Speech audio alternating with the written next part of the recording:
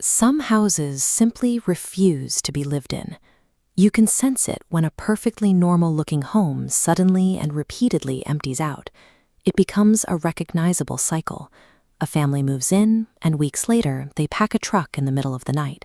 There are no goodbyes, no forwarding addresses, just an empty driveway by morning. Back in high school, my best friend lived next door to one of these properties.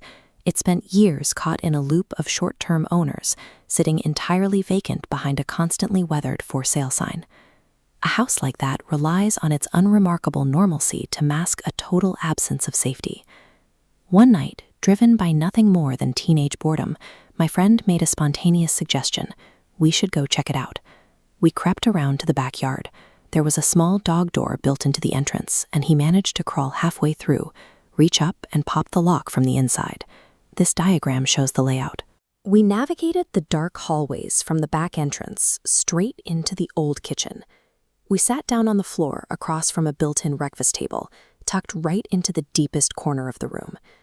With no electricity, our only light in that corner was the faint orange glow of an exterior street lamp leaking through the glass.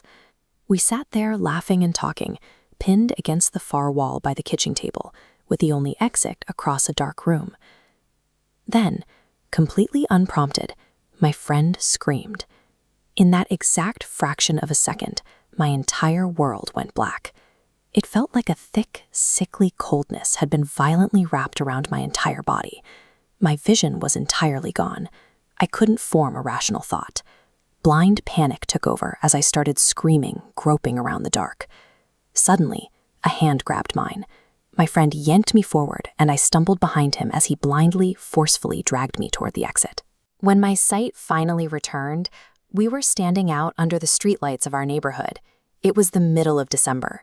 Yet standing out there in the winter air was physically warmer than the suffocating interior of that kitchen.